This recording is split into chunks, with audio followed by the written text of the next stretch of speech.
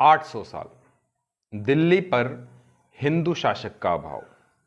दिल्ली लगभग 800 सालों तक विदेशी शासकों के कंट्रोल में रही। ये हमारे इतिहास में लिखा है। सिर्फ एक समय ऐसा आया इन 800 सालों में जब कुछ समय के लिए, मात्र 1 या 2 माह के लिए, एक हिंदू शासक ने दिल्ली पर कंट्रोल किया।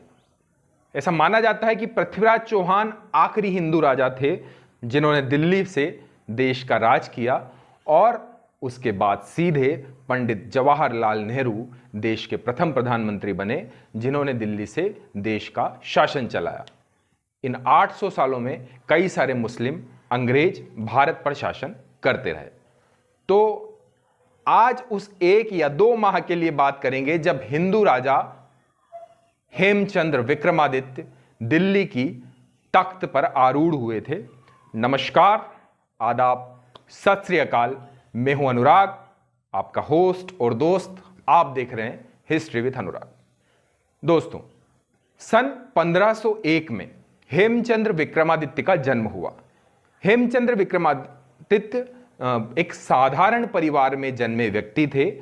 उनका परिवार वैश्य परिवार था और साधारण किराने का कार्य करता था। हरियाणा के रेवाड़ी के कुतुबपुर गांव में उनका जन्म हुआ। अबुल फजल बड़ी बेरहमी से उन्हें एक फेरी वाला बताते हैं, जो कि उनका तिरस्कार था। हालांकि हेमचंद्र विक्रमादित्य ने अपने जीवन काल में लगभग 22 लड़ाइयां लड़ी, जिनमें से 21 लड़ाइयों में वो अजेय रहे, और आखिरी लड़ाई जो उनके अकबर के साथ हुई उसी में उनकी मृत्यु हुई, उन्हें वीरगति प्राप्त हुई। तो इस तरह से हेमचंद्र विक्रमादित्य को भारत का नेपोलियन भी कहा गया, जिसने कई सारी लड़ाइयां अपने दौर में जीती। हेमचंद्र विक्रमादित्य किस तरह से एक किराने की दुकान से होते हुए शासन की उच्च व्यवस्था तक पहुंचे, यह भी बड़ी एक मजेदार कहानी है। उनका परिवार किराना व्यवसायी था, ये हम जानते ही हैं, लेकिन धीरे धीरे वो बारूद में मिलने वाले अमोनियम सल्फेट का व्यापार करने लगे और उससे वो राजकाज की गतिविधियों में संपर्क में आने लगे। शेर शाह सूरी की उस समय मृत्यु हो चुकी थी। शेर शाह सूरी का बेटा इस्लाम शाह, उन्होंने हेमचंद्र की खूबियों को पहचाना और उन्हें अपने प्रशासन में जगह दी, राजकाज में जगह दी। धीरे धीरे वो राजकाज में प्रभावी होते गए। इस्लाम शाह के बाद जब आदिल शाह सुल्तान बने, उस दौर में प्रशासन की सारी व्यवस्था लगभग हेमचंद्र के हाथ में आ गई थी। वहीं दिल्ली पर उस समय हुमायूं का कब्जा था। हुमायूं की मृत्यु होने के बाद 13 साल के अकबर को दिल्ली की गद्दी दी गई, और यही समय हेमचंद्र ने देखा कि यह सबसे उपयुक्त समय है, दिल्ली पर कंट्रोल किया जाएगा। उन्होंने लगभग 50,000 सैनिकों की सेना तैयार की। उसमें करीब 1000 हाथी, 51 तोपें, कई से घोड़े शामिल थे। उन्होंने ये इतनी बड़ी सेना तैयार करते हुए दिल्ली पर हमला करने की योजना बनाई। उनकी इतनी विशाल सेना के बारे में सुनकर ही कालपी और आगरा के जो किलेदार थे, जिनके नाम क्रमशः उज्बेका खां और सिकंदर खां थे, उन्होंने आगरा और कालपी के किलों को बिना लड़े ही त्याग दिया। वो छोड़कर भाग गए, अपनी सेना सहित वहां से भाग गए, और इस तरह से हेमचंद्र ने आगरा पर कब्जा किया। इसके बाद बारी थी दिल्ली की। दिल्ली में उस समय मुगल कमांडर टार्डी खां के नेतृत्व में काम चल रहा था, क्योंकि अकबर पंजाब में कहीं व्यस्त था, पंजाब में अपनी सेना के साथ मौजूद था। तो हेमचंद्र ने दिल्ली की ओर कूच किया और तुगलकाबाद पहुंचकर अपनी सेना का डेरा डाल दिया। वहां उनका सामना हुआ मुगल कमांडर टार्डी खान के साथ। टार्डी खान की सेना को बड़ी आसानी से हेमचंद्र ने हरा दिया, और दिल्ली पर वो स्वर्णिम दिन आया जब कई सालों बाद, लगभग 350 सालों के बाद, एक हिंदू शासक का राज्य हुआ। बड़े हर्ष के साथ, बड़े हर्षोल्लास के साथ, पूरे विधि विधान के साथ राज्याभिषेक किया गया। हेमचंद्र ने विक्रमादित्य की उपाधि धारण की। यहीं से उन्हें हेमचंद्र विक्रमादित्य कहा जाने लगा, और उन्हें दिल्ली का राजा नियुक्त किया गया। कई सारे पद और पदाधिकारी बनाए गए, तरह तरह की व्यवस्थाएं बनाई गई रणनीतिक व्यवस्थाओं में हालांकि चूक हुई, जिसके बारे में मैं बात करूंगा आगे।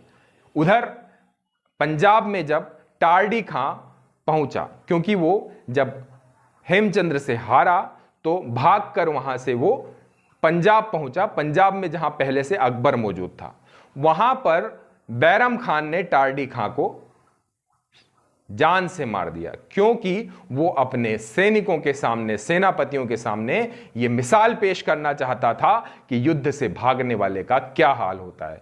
बेरहमी से टार्डी खान का कत्ल कर दिया गया और अकबर और बैरम खां के बीच मंत्रणा शुरू हुई।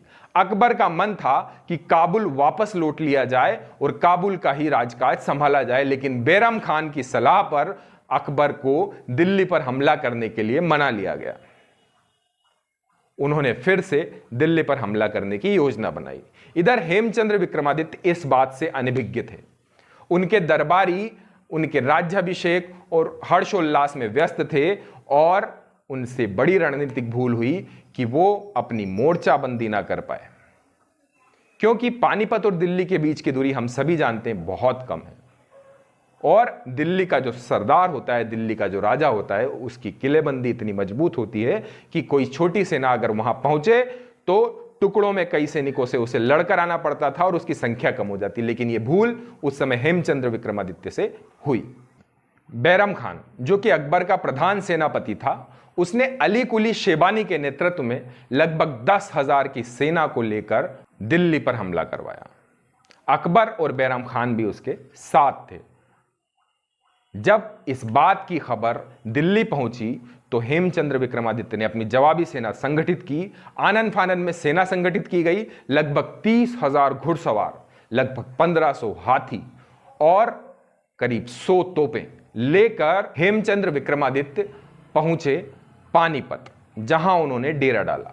सामने पहुंची अली कुली शेबानी के नेतृत्व में अकबर की सेना। आमने सामने दोनों सेनाएं वहां खड़ी थी और हर कोई ये साफ देख पा रहा था कि सेना के मान से, प्रशिक्षण के मान से, संख्या बल के मान से हेमचंद्र विक्रमादित्य अकबर की सेना पर कई ज्यादा भारी थे। 30,000 के घुड़सवार और कई से सैनिक सामने 10,000 की सेना। निश्चित रूप से हेमचंद्र विक्रमादित्य की सेना उस समय मजबूत नजर आ रही थी। हेमचंद्र विक्रमादित्य की सेना में जो घोड़े थे बहुत द्रुत गति से दौड़ते थे। हाथियों की सूंड पर बर्छे और तलवारें बंधी हुई थी। वो उठा उठा कर एक साथ 4-4, 5-5 सैनिकों को एक ही समय में घायल कर सकते थे। उनके सैनिक कुशल प्रशिक्षित थे, हथियार और तोपें दुरुस्त थी और इस असामान्य युद्ध की शुरुआत पानीपत में हुई। पानीपत में जब ये युद्ध की शुरुआत हुई तो अली कुली ने योजना लगाई कि सामने से इनसे लड़ पाना मुश्किल होगा, तो उसने अपने घोड़े और अपने सैनिकों को तिरछे तरीके से सेना के सामने हमला करवाया, ताकि जो घोड़े और हाथियों पर बैठे हुए सैनिक हैं उनको उनसे गिराया जा सके और युद्ध में थोड़ी बढ़त ली जा सके।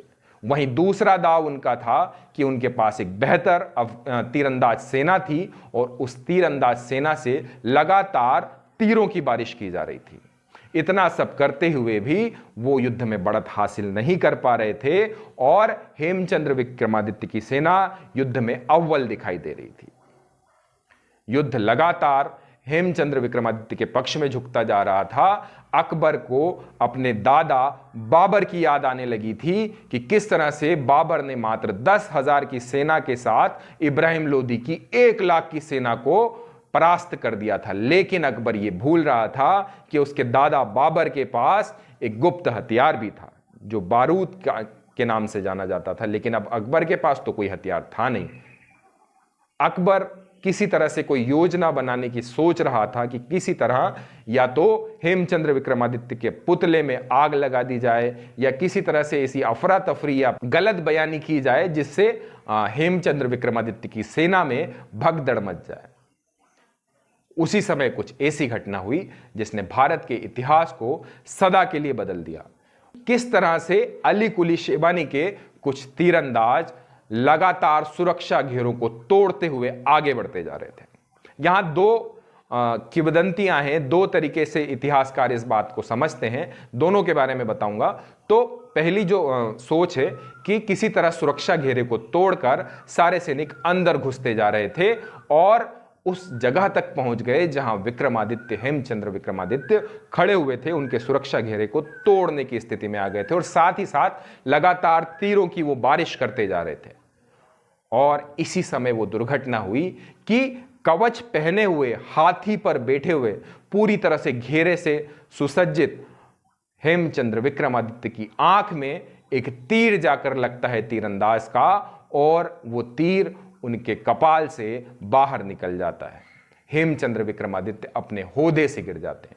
ये एक पक्ष है। दूसरा पक्ष ये मानता है कि कहीं ना कहीं युद्ध में खुद बैरम खान ने वो तीर चलाया था और हेमचंद्र विक्रमादित्य की आंख में वो तीर बैरम खान के द्वारा लगाया गया था। खैर, जो भी हो, हम आगे बढ़ते हैं। हेमचंद्र विक्रमादित्य हाथी पर सवार अपने होदे से नीचे गिरते हुए दिखाई देते हैं और उनके सैनिक भी ये सारी गतिविधि देख रहे होते थे। और जैसे ही उन्होंने देखा कि उनका राजा घायल हो चुका है, होदे से गिर गया है, सारी सेना के बीच में मनोबल टूट गया और सेना में भगदड़ मच गई। उन्होंने हेमचंद्र विक्रमादित्य को पकड़ लिया और पकड़कर अली कुली शेबानी ने हेमचंद्र विक्रमादित्य को कहीं दूर बैठे हुए अकबर और बाबर के पास ले जाने लगे। आपको फिर बताऊं, अकबर और बैरम खान दोनों युद्ध से दूर किसी खास जगह पर बैठे हुए थे, वहां से युद्ध को नियंत्रित कर रहे थे। वहीं जैसा कि मैंने बताया कि हेमचंद्र विक्रमादित्य भी हाथी पर सवार युद्ध में अपने सुरक्षा घेरे के साथ मौजूदगी अपनी उपलब्ध करा रहे थे, क्योंकि कमांडर या सेनापति या राजा का मुख्य कार्य अपनी सेना को निर्देशित करना होता था और उन्हें निर्देश वो इस तरह से दे रहे थे। तो अकबर के पास हेमचंद्र विक्रमादित्य को ले जाया गया। हेमचंद्र विक्रमादित्य की हत्या करने के लिए अकबर के सारे सेनापति, कमांडरों ने अकबर को उकसाया, लेकिन अकबर ने यह बात ना मानी। यहां भी इतिहासकारों के दो मत हैं।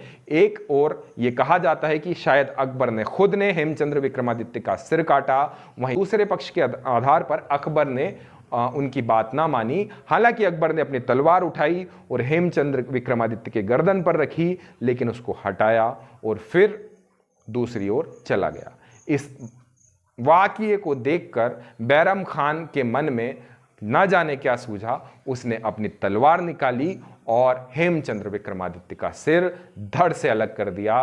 भारत के दिल्ली पर आरूढ़ होने वाले राजा मात्र 2 माह बाद ही वीर गति को प्राप्त हो गए। इस तरह से भारत का जो इतिहास किसी और दिशा में मुड़ चुका था, उसने वापस अपनी दिशा मुस्लिम समुदाय, मुस्लिम शासकों, मुगलों की ओर कर ली। अकबर वापस से दिल्ली का शहंशाह बना और अगले 300 सालों तक मुगल सत्ता भारत में काबिज रही। उसके अगले 200 सालों तक ब्रिटिश सत्ता भारत में काबिज रही। फिर पंडित जवाहरलाल नेहरू के नेतृत्व में भारत में हिंदू राज आया। खैर, अगर इतिहास की इस तरह की और कहानियां जानना चाहते हैं तो बने रहिए मेरे चैनल पर। मेरे चैनल को लाइक कीजिए, शेयर कीजिए, सब्सक्राइब कीजिए, ज़्यादा से ज़्यादा लोगों तक पहुंचाइए। शुभ रात्रि, शब बखैर।